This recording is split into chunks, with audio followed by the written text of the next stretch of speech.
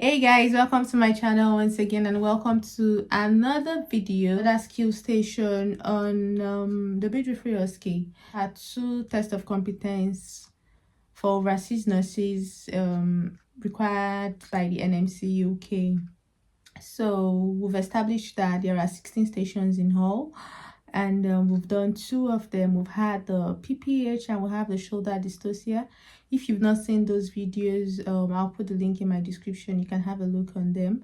In today's video, we'll be looking at the birth scenario. Birth is one of the skill stations where the normal birth, where you would be expected to born a baby.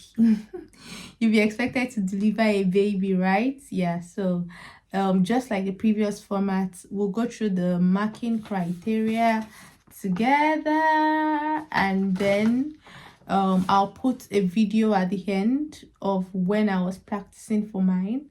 So if I'm tense, it looks like I'm just mumbling and juggling everything together, is exam tension. So yeah, so without wasting so much time, we'll jump right into it.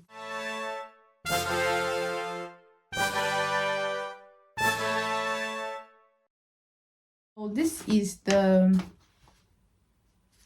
the marking criteria for birth. It's quite a long one, but it's nothing outside the normal, especially since we are midwives already, and I mean, you have delivered quite a number of babies, so like it's just going to come naturally to you. I remember when I was preparing for mine, and for some reason myself and the other people that were preparing together, we tended to focus on the ones that we knew we had no clue about: PPH, shoulder dystocia, systemic examination of the newborn. Like, we paid so much attention to it, and for some reason birth, we're just looking like, oh, birth will be just fine, birth will be just fine. Yeah, it was like that, kind of. You just know that when we deliver baby, you must have been contracting, breathing exercises. After the baby is born, the shoulder is born, third stage of management of the third stage, deliver your placenta, administer oxytocin. Like, those things just come, deliver the baby in the J shape towards the mother's abdomen. So like, those are the things they want to see at the birth scenario. Yeah, so but we'll just go through the marking criteria together, and then you'll see the ones that we don't like. When we are going through it, we'll ask each other, okay, this one, let us not lie, as a midwife, do you know used to do it before? So yeah, so the first one here says encourages and supports the woman with contractions and informs her when the baby's head becomes visible. The woman is contracting, you support her, okay, push with your contractions, let her know, oh, crowning is taking place, I can see the head of your baby. There are things you do normally. The second one says performs appropriate evidence-based care with regard to ensuring fetal well-being during the second stage of labor. The candidate should demonstrate auscultation at least once during the second stage of labor. So yeah, they are just saying that you should ensure that baby is fine while in the second stage of labor. In second stage of labor, it's expected that you monitor the baby every 5 minutes, you auscultate every 5 minutes, except if the baby is on continuous topographic monitoring. So in this case, they would want you to verbalize it, or they want you to attempt to do it. Like, okay, I need to check my baby's fetal well-being at this time. Assessor, can you confirm if baby's well-being is okay, if baby's fetal heart rate is fine? Like, verbalize that it's something you would do.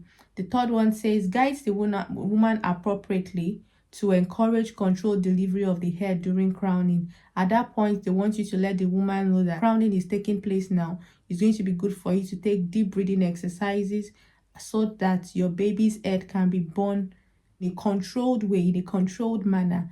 So you would be the one to guide the woman and let her know. Then the third one, the next one says safely facilitates the birth of the baby's head using either hands-on or hands poised. Hands poised, hands of the perineum and head, but in readiness. Evidence has it that either one is fine. Anyone you'll be doing, ensure that you're saying why you're doing what you're doing. So when I practice, then I think I eventually mentioned both. So like, I would perform either the hands-on or the hands-off, depending on the mother's choice, because some moms would request that they want you to actually guide their perineum, so that's going to be like hands-on. Eventually, when I was preparing, I mentioned a mix of the two. I would be using the hands-off technique so I don't overstimulate the baby, in readiness for whenever I need it. And I could also use the hands-on if the mother prefers to guard her perineum. Like, but it shows that you know what you're doing, you have an idea of what to do. The next one says, demonstrates the safe facilitation of baby's body consistent with the mechanisms of labor, namely allowing for restitution, internal rotation, and lateral flexion. I think that was one of the parts that I had to intentionally go and review, because even when we're in school, that mechanism of labor, it was like, God, I beg. The lie is longitudinal. The attitude is of good flexion. The I did not know that when we're in school. Let me not lie. Like, oh, we're doing killer machine, you know, is it Vival or what's it called? I can't remember the practical bit of our exam in school then. So I had to learn it consciously, and I had this decirel or something, descent, engagement, crowning, internal rotation, restitution, external rotation, then lateral flexion towards the mother's abdomen. Yeah, so that was like the simple one I had to put in my head to pass the exam. So you have to like mention that you know what the mechanism of labor is at that point. Then you note the well-being of the baby at birth. After the baby is born, assessor, is this baby fine? What's the ABGAS score in 1 minute? What's the ABGAS score in 5 minutes? What's the ABGAS score in 10 minutes? The next one says, places the baby on the woman's abdomen and supports immediate contact between mother and baby. Evidence has it that you initiate skin to skin as soon as possible. So the baby is born by lateral flexion towards the mother's abdomen. You verbalize that you're initiating skin to skin as soon as possible. Verbalizes the need to administer 10 IU of oxytocin intramuscularly to facilitate separation of placenta. We do that normally. Stimulates and the clamping and cutting of the umbilical cord. You verbalize that this may be deferred for up to 5 minutes, between 1 and 5 minutes. This particular one, you need to mention the time and don't miss the time. Don't get the timing wrong.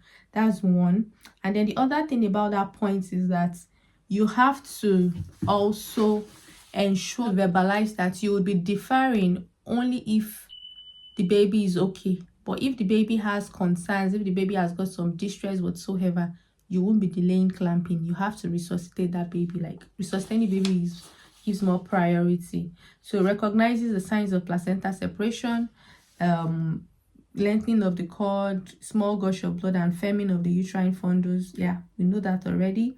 Demonstrates safe delivery of the placenta using controlled contraction. We do that already. That's why I said, like, for this birth, it's something we just do normally. It will just come naturally to you. I had a friend that when she went for her exam, I think she got shoulder dystocia. And when we were actually practicing for shoulder dystocia, we just stopped at like the bit of oh, interestingly, I didn't even mention that in the, like, okay, let me just say it here, because I've done the video on shoulder dystocia and I didn't mention this, so let me just say it here. So for shoulder dystocia, it was just the bit of what the marking criteria said that we practiced and that we knew at that time. But when she had her exam, it was such that after she delivered the baby, after saying everything she had to say, she still had time. So she had to come back to me to tell me that she born baby. She started skin to skin. She gave IM. She did something. She did controlled contraction, delivered the placenta, like just do everything that follows birth. So just bear that in mind too. Anything that involves the birth of the baby, even if it's breech or shoulder dystocia, after the baby comes out, you're delivering the baby and you're doing all the things you normally do after birth. So the next one is verbalizes checking the placenta membranes and the umbilical cord, recognizes the need to assess the structural completeness and the presence of the umbilical vessels. We do that normally. So yeah, that is something they want to see if you get the birth scenario as one of your skill stations. Then with consent, you check the external genitalia, vagina, and perineum for soft tissue damage. You calculate and estimate blood loss. Then verbalizes ensuring the comfort of the woman. You would do her obs again. You clean up. You discard all into the medical waste bin. Then the next one, maternal observations. There are things you just normally do. Verbalization accepted. You don't have to do it physically there, but just mention that you would do it. You verbalize the importance of completing relevant documentation. namely the pathogram and the maternal case note. Act professionally throughout the procedure in accordance to the NMC, the code, professional standards of practice and behavior for nurses, midwives, and nursing associates. And that is it. All done. Guys, all done. So yeah, that's pretty much it. I would attach the video when I was practicing at this point. So normal birth. What are we doing for normal birth now? I check the scene for safety, provide dignity and privacy, performance hygiene according to the 7 steps, palm to palm, back of the hands, fingers interlaced, fingers interlocked, thumb to thumb, rotation of the fingers, the wrists, and then you leave it to dry. So the patient wants to born, so would I'll go to her and introduce myself. Hi Bolaji, I'm your midwife for today. Just going to be supporting you to give birth to your baby now, to deliver your baby. I would encourage you to push with contractions, and I would also ensure that I assess the fetal heart rate, fetal well-being at least every 5 minutes, except if the mom is on continuous, or put a continuous tachographic monitoring in place if suitable. So I would, for delivery of your baby, I would be using the hands on or the hands off, but I would want to go for the hands, depending on your choice. I'll do the hands on to support could be the hands off if and be ready, but depending on the choice of the mom, I could do the hands off, hands on to support the perineum and support the head flexing of the baby when the baby is to be born.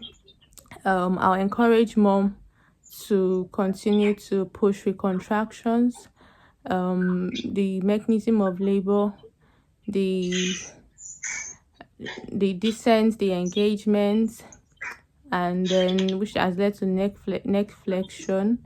When the head of the baby is put pressure on the perineum, causes the neck to flex, causes internal rotation, and then crowning takes place. When crowning takes place, the baby's head no longer recedes into the perineum. At this point, I'll ask the mom to breathe through her mouth and pant, breathe through her mouth and do deep breathing exercises to support the controlled delivery of the head. After crowning has taken place,